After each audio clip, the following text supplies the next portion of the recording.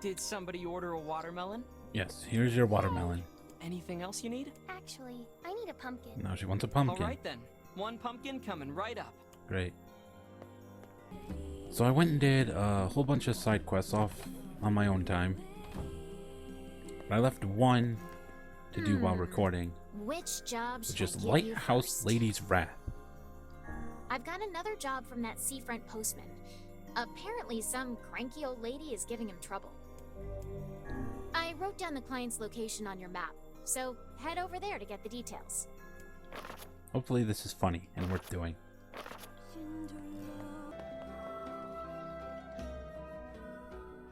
But it's the first request I've made in ages. How dare you deny it? Oh You boy. can't leave. Who's going to tend the lighthouse? How much longer will you force me to toil here? I must go to him. I need to board a ship as soon as possible. No way, lady. It's back to work for you. Now get going. Are we gonna end up helping her? What's going on? What's going on? There's no one else in town who knows how to keep the lighthouse burning. We need her. Why? Why have you not had someone else learn how to take care of the lighthouse? Look, she seems to trust you. Think you could maybe talk her into it? I mean, does she? Sure. I suppose a visit is an order, yes? Let's go. Oh, she's laying down. Hello? Are you alive? Ma'am?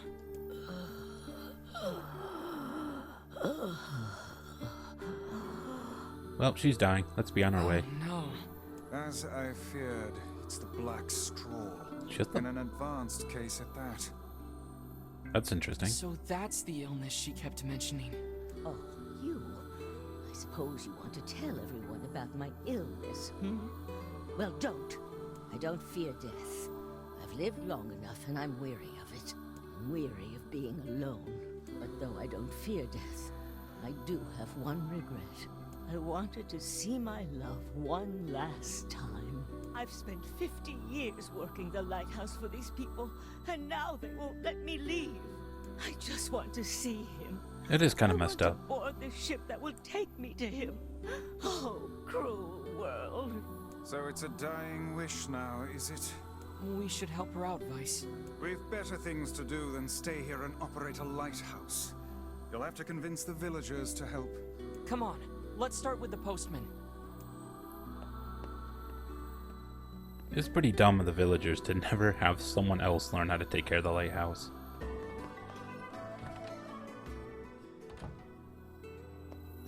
Hello? Listen, about the lighthouse lady. Could you reconsider? You really should let her go. We can't. Look, I'm sorry, but you'll just have to trust me. This is for her own good. The dude's dead, isn't he? Are the townspeople faking the letters? Death stalks this woman, postman. Would you truly deny her final request? Wait, she's dying? Yeah. So if you are doing it for her sake, then you should just grant her final request. But we can't. Look, I have things to attend to. Come back tomorrow. Okay.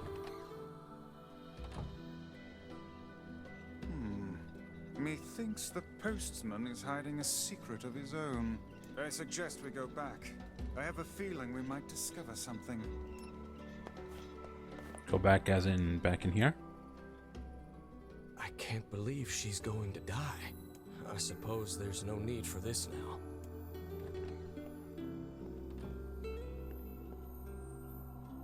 Listen, Mr. Postman. Hey, what are you doing here? I would ask the same of you. Work. Just some work. Wait, are you writing a letter? I don't see how that's any of your business. Well then, allow me to ask about something that is very much our business.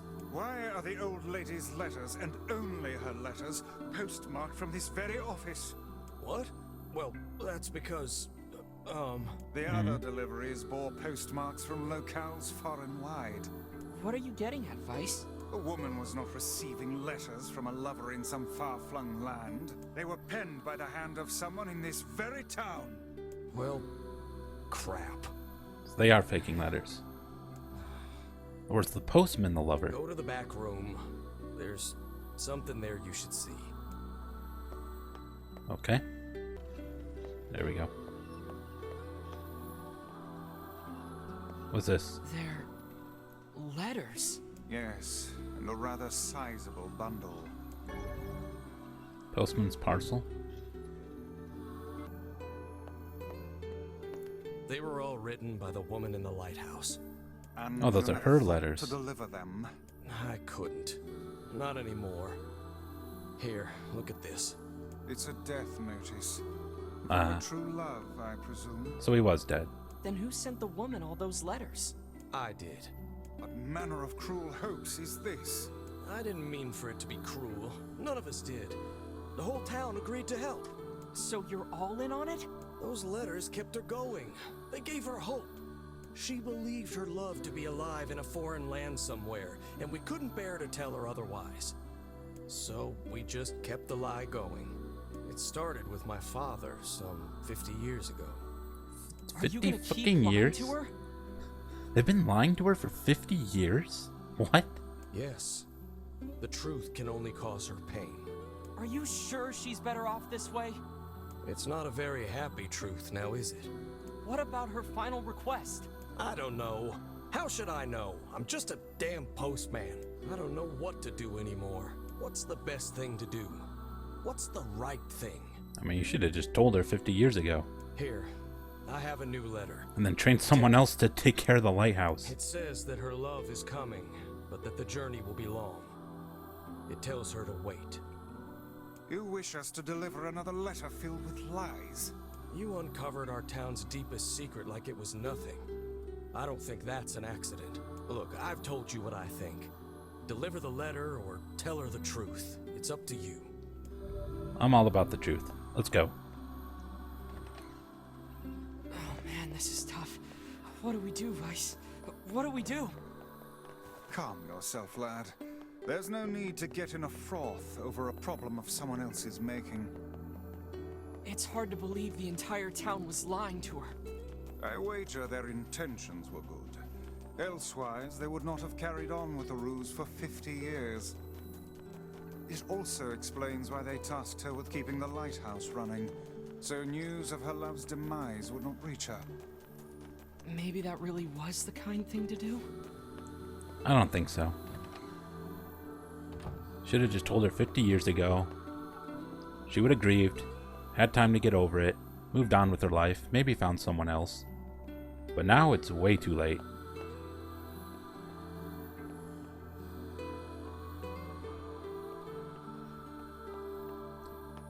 Okay, lady, let's talk. Do you have any further news for my love? So we have give her the letter, perpetuate the lie, or tell her he's dead. Which is what I'm This going is with. for you, but your love didn't write it. Oh, Posh. It's his handwriting. And I recognize the stationery, too. That which you recognize comes from the town's postman and his father, not from your beloved. Are you saying those two idiots wrote all these letters? But why? Your lover perished long years ago, and they had not the heart to tell you. Thus, the charade. I'm sorry. You don't have to apologize. To tell you the truth, part of me had suspected something like this. I would hope so.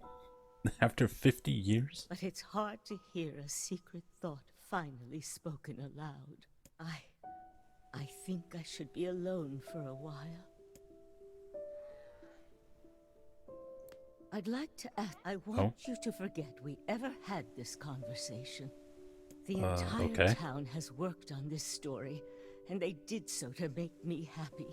I don't want their hard work to go to waste, so I will carry on as if I am none the wiser. That's kind of odd, but As sure. you wish.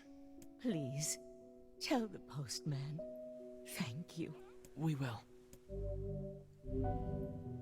Well, that's the lighthouse lady's wrath. She actually took that pretty well. I wasn't expecting the ending to turn out this nice. Let's go talk to the postman. The quest is already over, but let's see if there's any more dialogue. My legs still bother. Apparently not. That's a letdown. Hey, there's a new side quest in here. What do you have now? Which job should I give you first? Closure, the pride of a lover. These... I got a letter from the seafront postman. Apparently he has a message for you. Huh. I Is this a worked on the continuation of the lighthouse lady stuff? Okay, fine, I'm going back. Okay, postman, what's going on? The woman from the lighthouse has passed. I kind of figured that would happen. Ah, We found her in bed. She looked happy. Well, that's nice. So, I guess you didn't tell her, huh?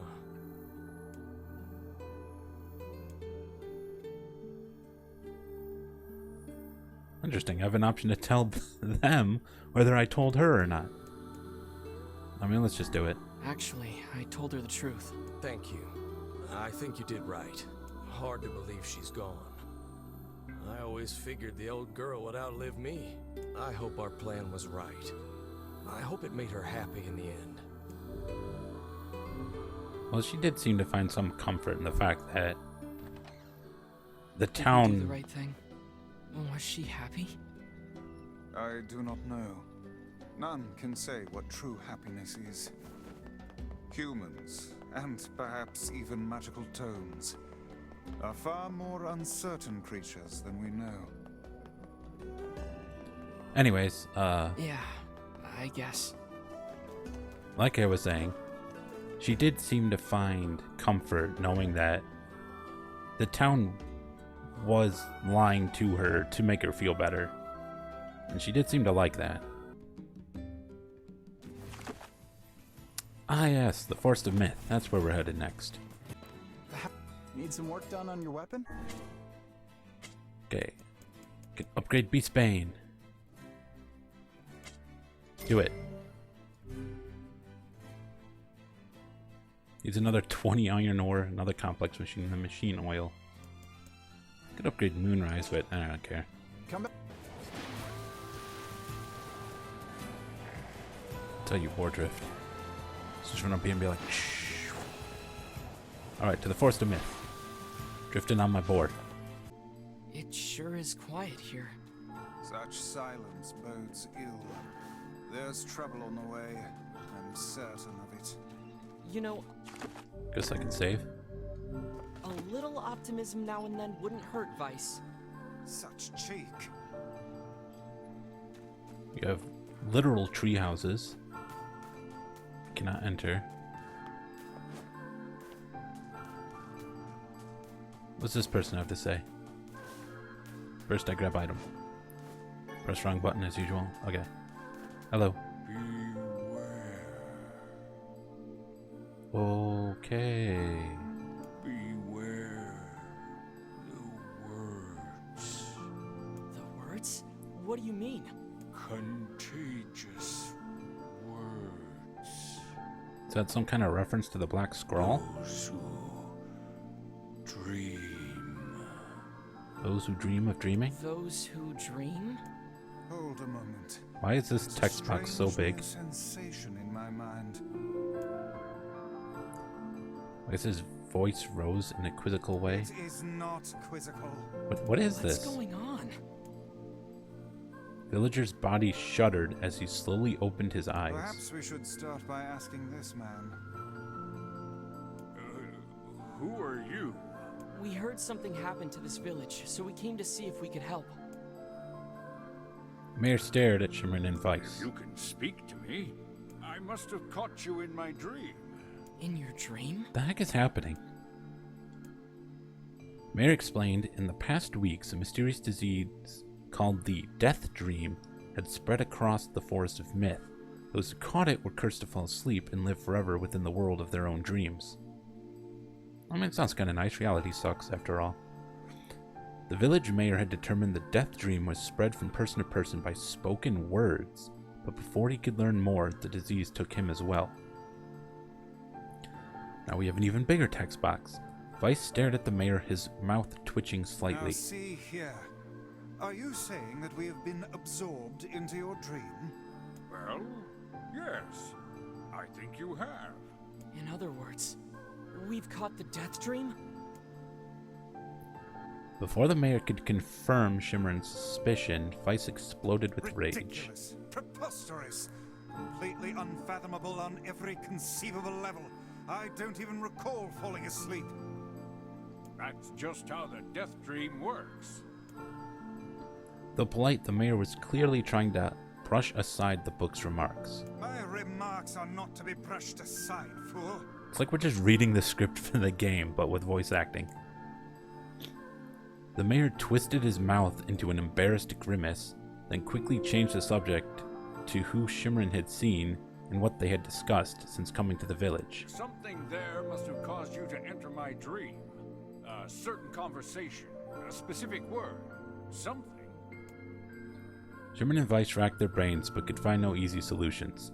There were simply too many words to consider, too much random chatter, too many meaningless conversations. Weiss does not engage in meaningless conversations.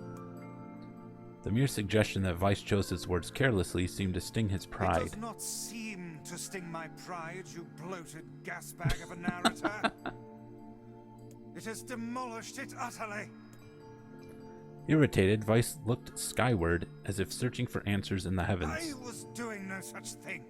Just leave me alone already. I'm gonna fight the narrator. The anger created by his harsh words bled over to Shimerin like a contagion. Wait, said Shimerin suddenly. Did someone just say contagion? Yes, I believe so. What of it? Who said that line? Well, that villager told us to watch out for contagious words, right? The mayor leaned forward with renewed interest, pushing a startled Weiss aside in the process. He must have said something, right? Asked the mayor. Some specific combination of words? What was it? It was about dreaming, or something that dreams, or what the hell was it? A sheep? Cried Weiss suddenly, blurting out the first thing that popped into his head. The others stared at him for a moment before slowly shaking their heads. After a few more minutes of thought, Shimerin's face suddenly lit up. I remember, he said. Those who dream of dreaming. No, wait, that's Nainsleaf. Those who dream. That's what he said. I'm sure of it. At this, the mayor produced a thick sheaf of papers from his pocket. He flipped through them a few times before finally nodding his approval at Shimerin. That sounds right, he said, as a stray sheet of paper fluttered to the ground. My notes also mentioned something about that. I bet it was the last thing you heard before you fell asleep. The mayor shook his head, his worn pencil stub tracing lines across a lone piece of paper. For the last month, I've done nothing but study the disease we call death dream, he said. I mean, I'm the mayor, right? It's my job to protect people from whatever comes along, but I never expected a couple of outsiders to start entering people's dreams. The mayor paused, a grimace crossing his face. I should probably be taking notes or something. Weiss immediately fired back. I applaud the force of will it takes to research a disease in your dreams, he said, but perhaps we should bend your efforts to escaping this place instead of trying to understand it. The mayor's hand tightened around his pencil, snapping off the tip. I've tried to escape. From the very first moment I realized I was locked inside my own dream, I've been looking for a way out, but I don't think it exists. I mean, this is my dream, right? If there was an exit, I'd know about it. He paused for a moment, his unfocused eyes staring at nothing. My village was beautiful, he said, to no one in particular, and it was filled with the most wonderful people you could ever hope to meet. But once this disease took hold, things changed. It's like someone took a sponge and soaked all the color out of our lives. I just want us to be whole again. I want us to be free. And I won't stop trying until it happens. Shimerin nodded in agreement. Huh? Wait a second. I didn't nod. Look, if we can be of any help, said Shimerin, just ask. Now hold on. I did not just say that. Silence, cried Weiss. The Grimoire looked from Shimerin to the mayor and back again, his face filling with confidence. Grimoire Weiss's face is always confident, thank you very much. Now see here, Mayor. You told us that nothing can exist in this dream without your knowing it. But yet you seemed surprised to see us when we first arrived, yes? The mayor slowly raised his head, realization dawning on his face. Oh my god, he said. You're right. You're right. I had no idea you were coming. The human imagination is a limitless engine, said Vice, and dreams are the fuel. If you can imagine an exit, then it must be so. With your permission, we shall search it out. Thank you, said the mayor. I don't know how I can repay you. Payment is not required. We are as eager as you to be done with this place. The mayor suddenly felt as if he could breathe again. He'd almost forgotten what it was like. Good luck, you two, he called at the departing forms of Shimerin and Vice. We're all counting on you.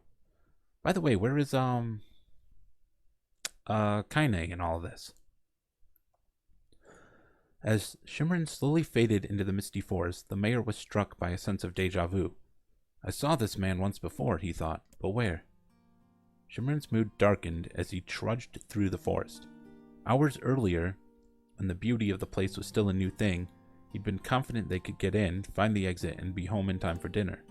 But the deeper they went, the more the forest closed in around him. The mist made it difficult to see more than a foot in any direction, and moss-covered rocks seemed determined to twist his ankle. It's very rude of the rocks.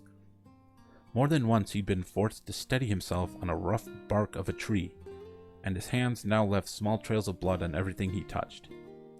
Additionally, Vice was proving to be a spectacularly poor traveling companion, unhindered by either terrain or physical effort. He spent most of his time urging Shimerin to pick up the pace and grumbling about their slow progress. Finally, after Vice muttered something about legless turtles being more adept at navigating the environment, Shimerin snapped, Okay, Vice, cram it for a second, would you? You don't have to walk. Shimerin leaned against a tree and tried to stretch the knots from his back. How can this stupid forest be so big, he muttered to himself. The moment the words tumbled from his mouth, a cacophony of insects sprang to life. Every imaginable form of buzz, click, and hiss roared out at a volume that rattled his teeth. What the heck? Shimerin slapped his hands over his ears and screamed to be heard. Vice, what's going on? Shimerin could see Vice's mouth moving, but he might as well have been shouting in a tornado. The insects screamed, the forest howled, and then, just as Shimerin's ears seemed ready to tear from his head and go running for cover, the sound diminished. Hesitantly, he removed the hand from his left ear and listened to the creatures of the woods. Zri zri zri. And shock with extra Ks, however you want to say all of this nonsense. As the insect symphony dimmed another decibel, Shimerin began to detect patterns in the sound. This isn't random, he thought. It's not just white noise, it's something else. The insects weren't just calling out, they were asking a question. 1 with it is lacking, 2 with it is ideal, 3 with it is dangerous. What is it? Is this a riddle? By my pages, is this a riddle? I guess so. I mean, it feels sort of forced, but maybe it's the key to getting out of this place. Then I leave it to you to answer. 1 with it is lacking, 2 with it is ideal, 3 with it is dangerous. What is it? See if I can figure this out. It is lacking. 3 is dangerous. So something you want 2 of, no more, no less.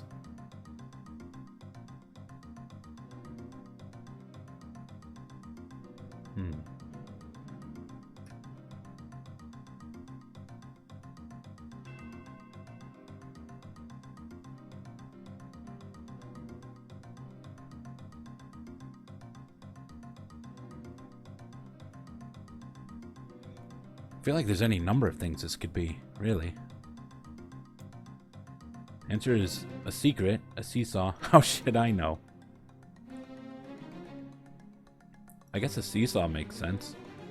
A secret doesn't really. How would this apply to a secret?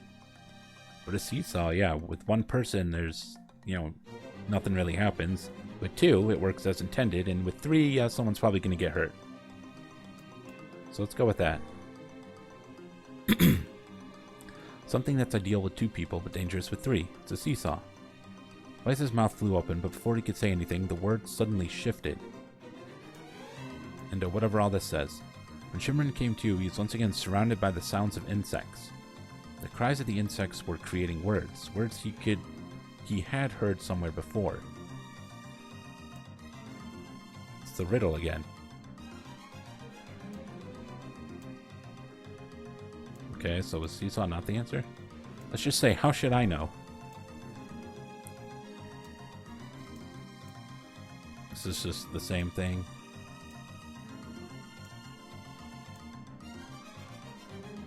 Okay, I guess we'll say riddle. Or secret, that's what it was. Yeah, not riddle. It is a riddle. Inwardly furious that Vice left the task to him, Shimerin sighed and gave the only answer that made sense. How does this answer make sense exactly? It's a secret, right? The sound of the insects stopped as suddenly as it began. The forest undergrowth parted before Shimerin like a rippling wave, opening a new path. These forest arthropods are making a road for us, said Vice with glee. Pleased at passing the test, Shimerin moved on with new intensity. How does secret make any sense for this? I feel like I need someone to explain this to me.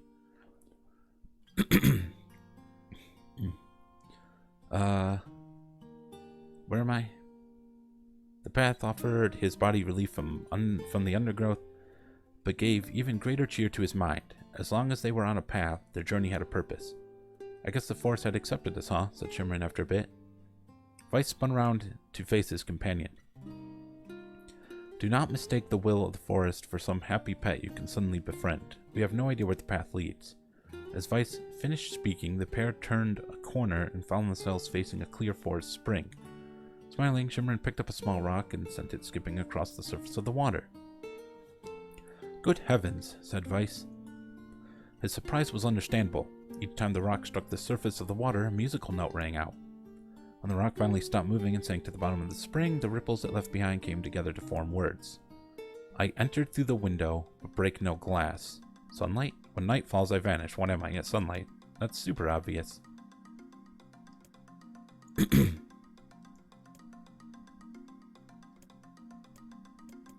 Sunlight. A plume of water suddenly burst forth from the spring. Sunlight filtered through the trees and reflected off the plume, creating a shimmering rainbow that spanned the entire horizon. In all my years, said Vice softly, I've never seen such a sight. Perhaps I've misunderstood the intentions of this place.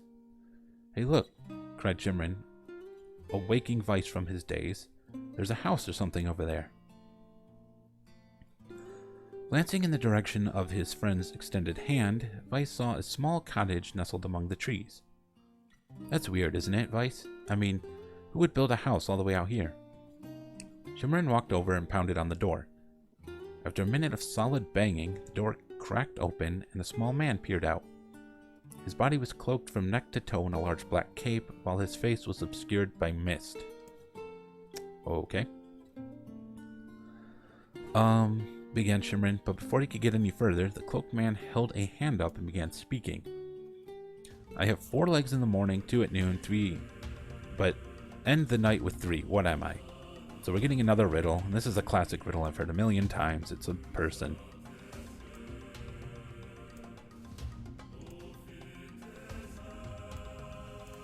Yes, a man.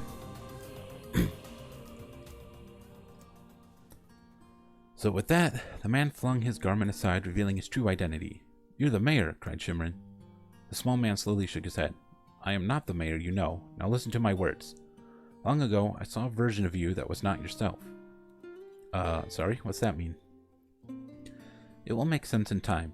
At present, I simply congratulate you on cracking the seal of the death dream. Now you must go to the person at the forest entrance. With that, the man turned on his heel and slammed the door behind him. As Shimerin watched, mist seeped up from the ground and enveloped the cottage, erasing it from existence. When Shimerin and Vice returned to the forest entrance, they found the mayor leaning against a tree. As soon as he caught sight of the duo, he sprang to his feet and scrambled over to them. Good gravy, he cried. You made it. You actually made it back. His left hand grasped Shimerin's and pumped it so fiercely it threatened to dislodge it from the socket, while his right seized Vice by the cover and swung him through the air. Gah! By the heavens, stop shaking me, you fool! We have not even told you if we were successful or not. The mayor smiled broadly and shook his head.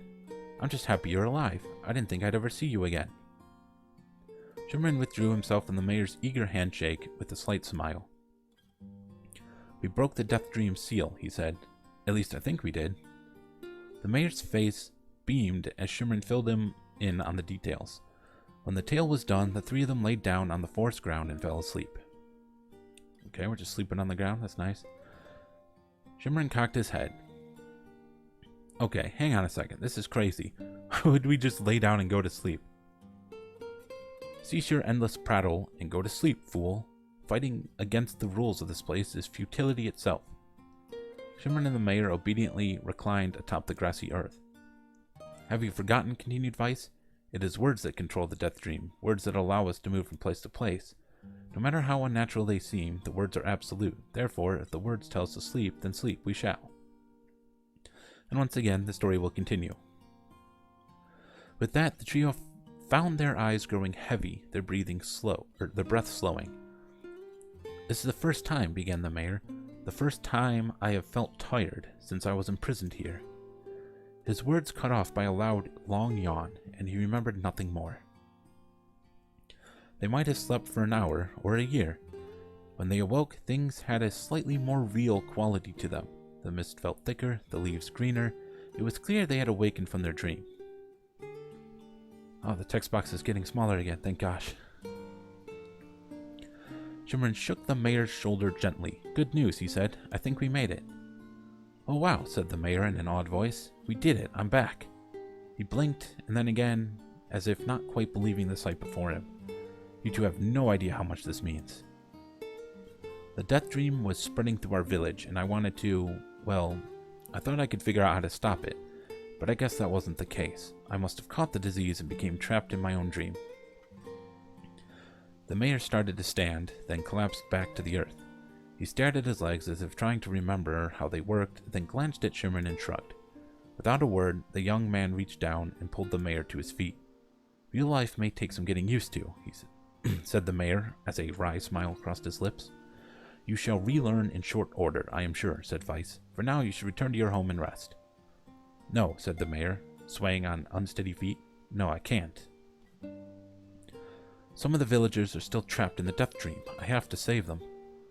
The mayor slowly made his way to the divine tree in the center of the village, then bowed his head and prayed silently. This is the holy tree, he explained when the prayer was finished. It's the guardian of our village's history and memories.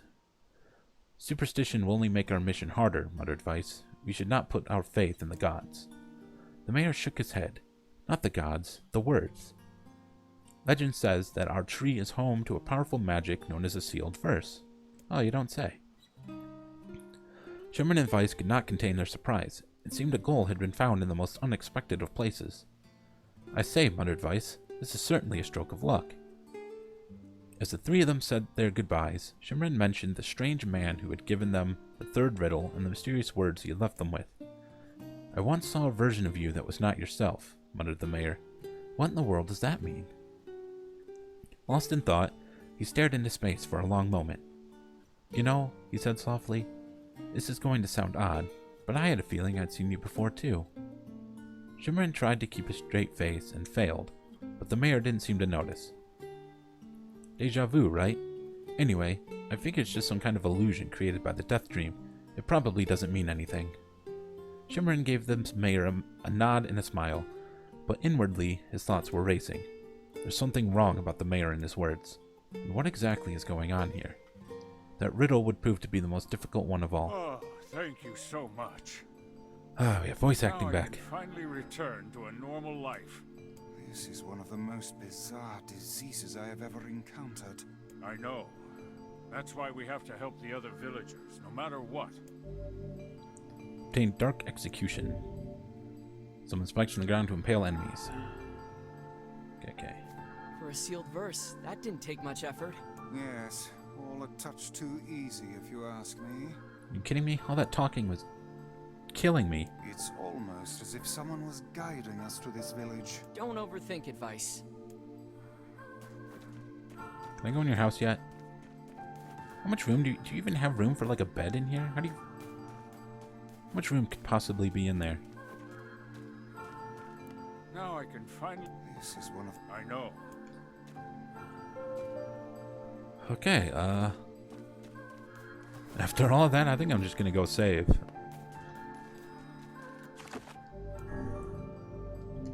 Okay, let's continue.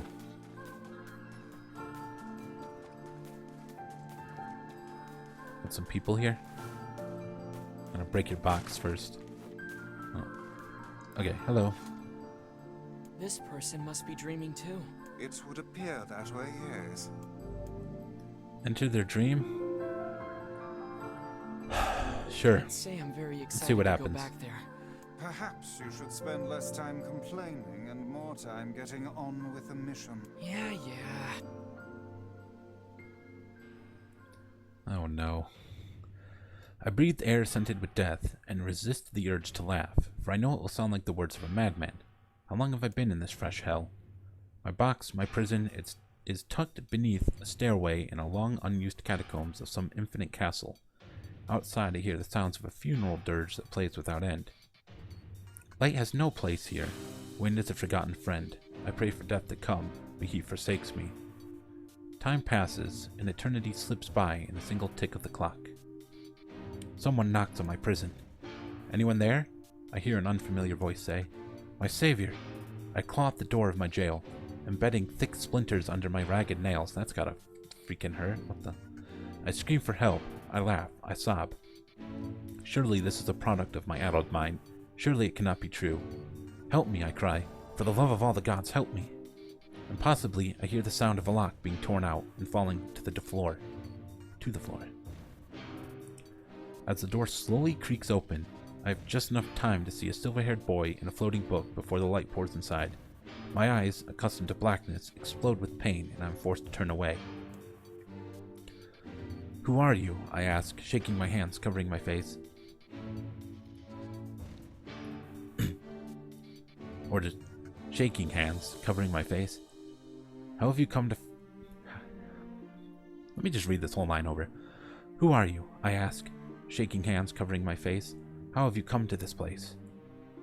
I am Grimoire Weiss. This is Shimerin. Long have we been searching for you. Now come, stand. We shall awaken from this nightmare together. The one known as Shimerin extends his hand and pulls me from the cell. Though my eyes are slow to adjust to freedom, my ears are keen as ever, and they recognize the... staccato? I'm not familiar with that word. Sounds of heavy rain. I never thought to hear that again, I whisper. What that this were not such a terrible storm, said Grimoire Weiss. Look at your feet. I force my eyes open and see water pooling around my ankles and lapping at my shins. There's so much of it. Yes, and more comes each moment we delay. If we do not make good our escape, we shall all drown in this castle. We know you are weak, but you are our only hope to survive this place. Time, that long-forgotten friend, made itself known again. I nodded my head and swore to save my rescuers, no matter the cost. The castle catacombs are a maze, twisting upon themselves like endless entrails of a giant. I need some water.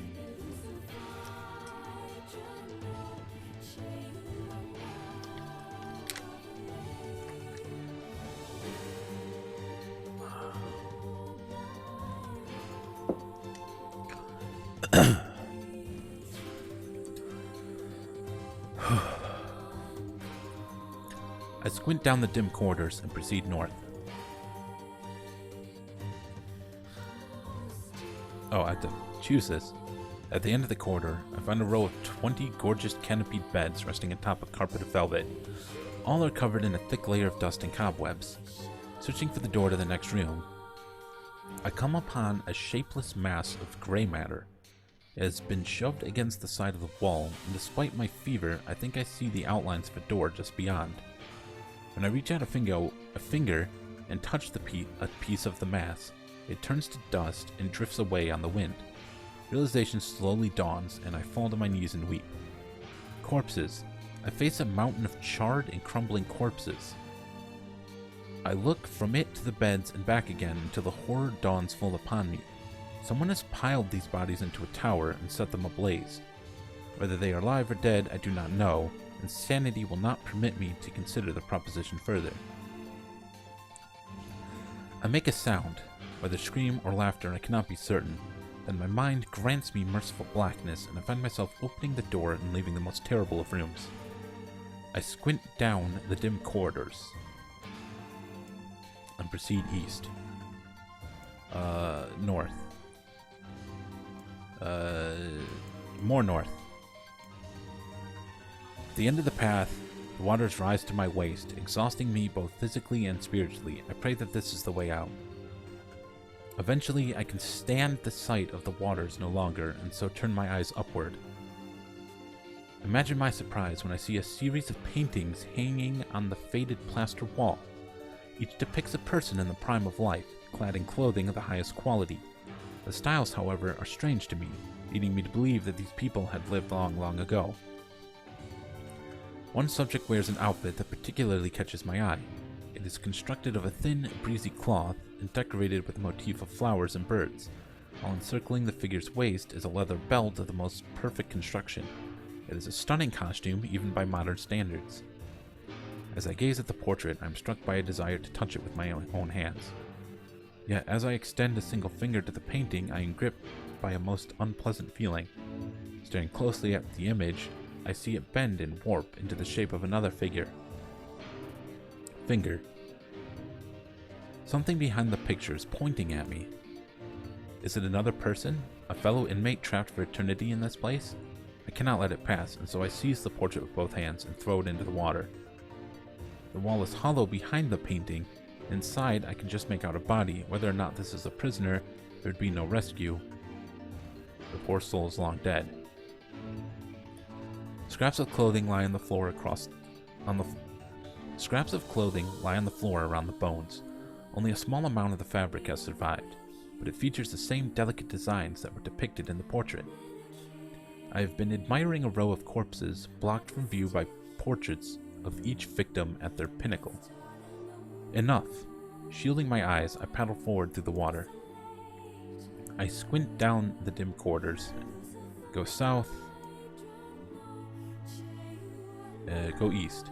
At the end of the path, I find myself in a great hall with only the sounds of rain for comfort. The waterlogged red carpet swishes beneath my feet as I approach the center of the room. Once there, I behold a beautiful dining table upon which rest china and silver of the finest construction, as well as the remains of a fantastic feast. As my eyes continue to adjust, I see many chairs surrounding the table, each holding a dinner guest. Noticing movement, I approach the chair at the table's head, but as the truth of the matter dawns on me, I recoil in horror. The host of the feast is a corpse, as are all the invited guests. An army of foul, wriggling insects have made their homes in the remains. It's very disgusting, and this is the moment I saw. This once splendid feast was now nothing more than a requiem of the damned. I take a moment to steady my shaking hands and slowly back away from the table. Desperate to lose sight of the abomination before me, my gaze lands on the chairs upon which the dead were seated. This is a mistake, for the chairs proven to be even more terrible than the feast itself. Each one is covered in layers of spikes that run from the seat up the back and down the arms. This explains the color of the carpet beneath my feet. I can only pray that the unfortunate diners were dead when the meal began. For if not, it is a simple task to envision the agonized screams that must have sprung forth from their mouths. My mind grasps frantically at the possibility that these souls had committed some terrible crime for which this was punishment. Though in truth, I suspect they had committed no crime at all. There'd be no tomorrow for these unfortunates. This was their last supper. I can go north from here? Against all hope, we make it to the front door.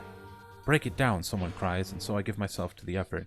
In tandem with Shimerin and Vice, I slam my body against the thick, sturdy door. On the third try, it gives away, and we find ourselves sprawled on the ground outside the castle. The storm is in retreat, the clouds above are still dark and foreboding, but to the west I can see a thin shimmer of sunlight trying to break through. How can I thank you? I cry as tears join the rain on my cheeks. I would surely have died in there. Looking down, I suddenly notice that my dress is in tatters and sheepishly try to cover my exposed skin. Your dress? Asked Weiss. Then you are a woman, madame. I am. I proffer the two a smile. I suppose that comes as something of a surprise, seeing as how I exist only in the form of words. I can see that the one known as Shimerin is disappointed that the torn dress would be given no further description. But he hides it well. With a nod and a shrug, the three of us set forth to our awakening. But behind us, an awakening of another kind is taking place. Black smoke fills the abandoned castle, providing countless damsels inside with their final shroud. After a moment, the castle's windows shatter with a mighty roar. A fresh breeze blows through the hallways and corridors, clearing the smoke away for good. As we watch in awe, uncountable black shadows slowly flicker to life, crossing to and fro in front of the broken windows. The castle's dead have awakened to their new life as shades. You have anything to say about that? Hopefully there will be no labyrinth next time. I hear that. She have glasses on? Yeah, she does. Hello. Thank you so much for saving me. I never want to have a dream like that again. Me either. Okay, I'm gonna go talk to this last person, but I'm not reading this one. I'm just gonna skip through it. Well, not like skip through it. I'm gonna read it, but I'm just gonna cut it out. And another victim. I figured a book like Even I. that was rough. I am positive I have seen that place before. Okay, that's enough. Don't need you getting all weird on me too. Okay, there. Now all the villagers can wake up, right? Yes, if the mayor's assumption was correct. I think I have had enough wordplay to last a lifetime. Thank you very much. You're telling me. Anyway, let's go see the mayor. Okay. Mr. Mayor Man. Oh, how wonderful. Thank you so much. Here, I have something for you. Oh, he gave me a sword. Sweet. Wow, this looks valuable. I can really have it? Of course. It's apparently a weapon of some renown, but we have little use for it. Well, we appreciate it. Thank you again for everything. Nice. Okay, is that it? Oh, yeah, I guess that's it. I'm supposed to just leave now. Okay. Let's get out of here. So how was the village? Oh, it was truly magnificent. There are no words. Really. Why didn't she come with us? Neat. Let's get back to Popola. She'll probably want to know what's going on in there. Okay. Dr. Popola. Sheep. Bam. Bam. Bam. Alright, Popola. What's going on next? The death dream certainly is a strange illness. Yeah, it was something all right. Even I, with my natural love for words, have no desire to visit that place ever again. You guys did well. You've been making a lot of long trips lately. Are you sure you're not pushing yourself too hard? I'm okay. I can't just sit around all day while Yona's sick after all. If you say so. So, anything I can do for you? Well, I suppose there is one thing I could use a hand with. Have you heard about our plans to repair the canal? Nope. The work probably won't happen for a while, but once it's done, we can use the canal for trade and travel and all kinds of useful things. Unfortunately, however, we're a bit behind schedule at the moment. If you're willing to help out, I'd really appreciate it. No problem. What do you need? Great. So, the man I originally asked to help on this project hasn't shown up for work in a few days. I'm starting to get a little worried. So, maybe you can head over to Seafront and check up on him? I'll mark the location of his house on your map. Okay, He sure. always carries a red bag over his shoulder, so he should be easy enough to find. Got it. Let's go. Alright, this is the dude. Hey, are you the guy who's supposed to help repair the canal? Popola sent me to... Oh god, it's over. My life is over. What makes you say that? Surely you must realize nothing good can come of being involved with this particular endeavor. Easy, Vice. Hey, so, are you alright?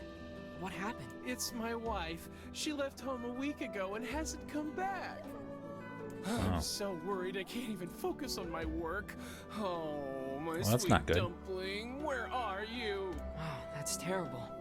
Would you like us to help you look for her? Really? You do that for me? Sure. But do you have any idea where we should start? Well, she always used to enjoy drinking at the tavern with her friends. All right, then I guess we'll start with them. Thank you. This means the world to me.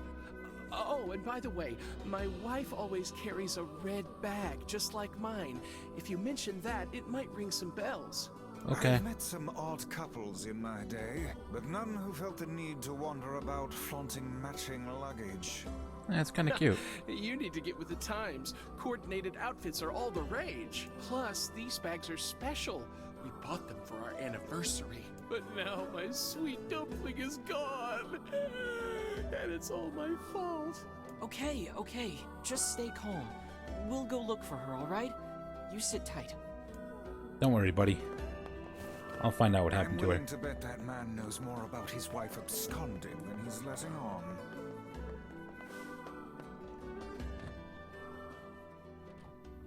Hello. Do you know something? Hey there. I'm looking for a woman carrying a red bag. Are you now? Interesting. Did something happen to her? She hasn't been home and her husband's worried. Do you know anything about where she might be? Trouble in paradise, is it? Oh, those two never change. Anyway, the short answer is no. She hasn't been around here either. Though come to think of it, she always got on well with the woman over at the tackle shop. Maybe you should try her? I'll do that. Thanks. Okay. Hey, what's the rush? You've got a cute face. Why not sit here and join me for a round? Or 3? No thanks, lady. Sorry, ma'am, but I'm not old enough to drink. I've got someone's wife to find.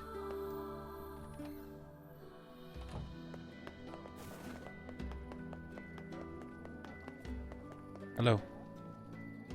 Hey there. Do you know a woman with a red bag by any chance? A red bag? Oh, sure. Although now that I think about it, I haven't seen her in a while. No, now that I think about it, why didn't he just give us a name? Why can't we just get the guy's name and the wife's name? I feel like that would have made this easier. Last time she came around, she mentioned something about leaving town, but I figured it was just idle talk. Leaving town, huh? All right, thanks for your time. If she has truly left this charming hamlet, finding her may prove most difficult indeed. I just hope she hasn't been attacked by shades or anything. Well, let's run out here and hopefully run into her.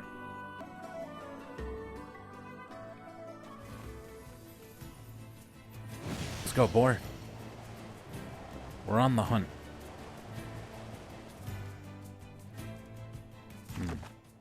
There's no marker from here, so it makes me think she's here somewhere. Could she be over here where the spiders are? Because this hasn't been used for anything yet. Ow.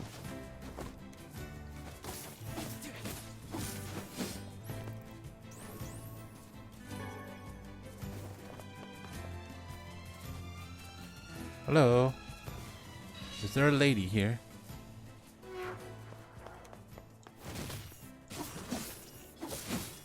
Ah yes, this place turns black and white.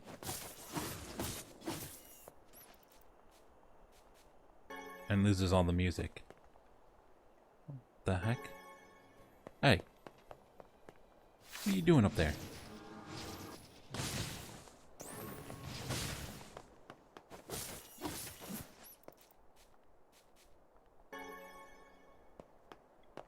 Okay, well, it doesn't seem like she is here.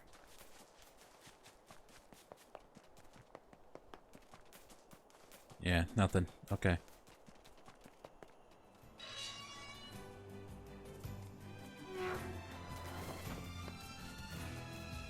Right, boar. There we go. Turn around.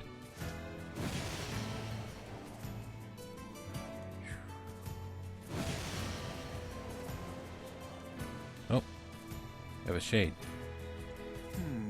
Something about that shade seems rather Odd.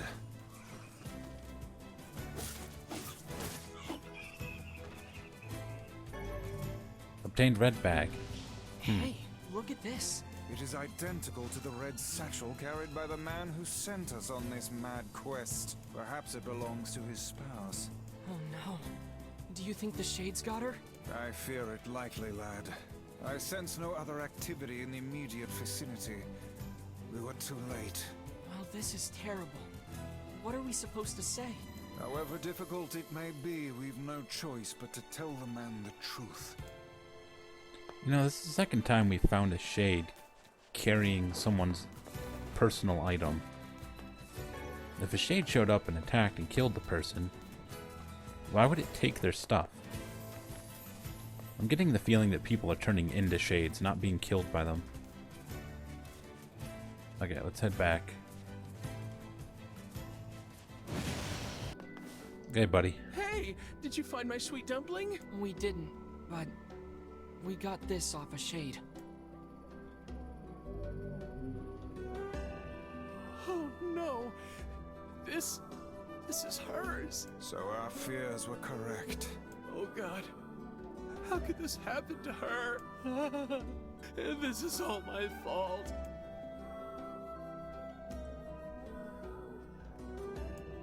Why is this all his fault? Let's ask him, sure. If I may, my good man, why did your wife leave home in the first place? It's because I think we should give him some time to himself, Vice.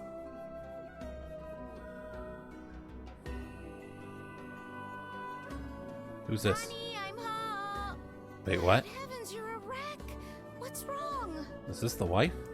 Dumpling, you're not dead. Why was the bag out there? What world are you talking about? Oh, you found my bag. Thank you so much. I can't believe I went and dropped it like that. Well, I guess she didn't turn into a Shade. Oh, this is such a relief. Okay, seriously. What's going on? 5 minutes later. Okay. I see. So, you found a Shade with my bag and assumed I'd been attacked and killed? I'm just glad you're safe, Dumpling, but I'm also so sorry. This is all my fault. Oh, if I didn't eat that apple you were saving. Oh, God, I'm such an idiot. It's all because he ate an apple? Listen, I promise I'll never eat anything of yours again. You just promise never to run away from home again, okay? Run away? Have you lost your mind? I just went to visit my parents. Huh? I told you about this. Going to see my family, gone for a week. Remember? Ugh, are you serious right now? Why don't you ever listen to me? Lad, my brilliant intuition suggests we should beat a hasty retreat from these two with all speed.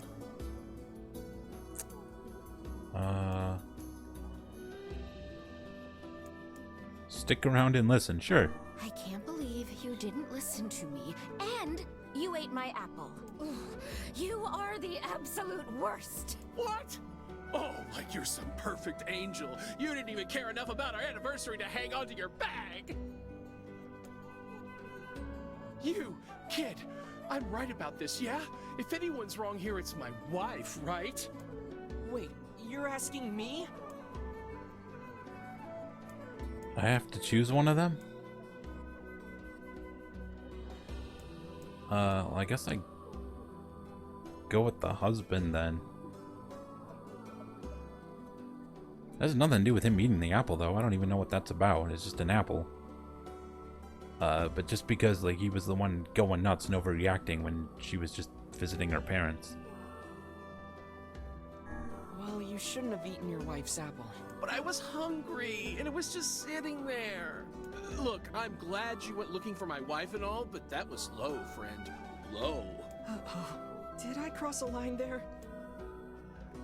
Besides, it's pretty rich to come after me for an apple when you threw away my entire stamp collection. Oh. Ha, you're damn right I did, and I'd do it again. You are nothing but a hoarding slob. You there, my husband's in the wrong here, isn't he? Pop. Honestly, you know what? No, I'm gonna say this. Well, To discard a man's precious hobby is a rather heinous act. Oh, yeah, of course you to take his side. Figures. You'd fit right in with his pile of collectible trash. Collectible trash? Now see here. Oh boy. Man, they are not the happy-go-lucky, lovey-dovey couple that they seem to be at the start. Do you not even understand how frustrating this is, you colossal oaf? This is exactly what I hate about you. Fine, hate me. I'll still sleep like a baby knowing I'm not an unreasonable hag like you. Why are these two married again? Vice, what do I do? You turn on your heel and walk away as fast as your legs can carry you, my good lad. That's it. I have had enough. Instead of belittling me, why don't you get a proper job? Everyone in the neighborhood treats me like dirt, and it's all because of my unemployed slob of a husband. About that. I have a job for him. I have a job now. Wait, you what? You're kidding. Why didn't you tell me? That's great. Well, Suddenly she's all sort of happy. Wanted it to be a surprise. Oh, you big silly Billy. Oh my gosh. Well, this calls for a celebration. Come on, I'm going to bake you a nice apple pie. Alright then. That was quite the turn.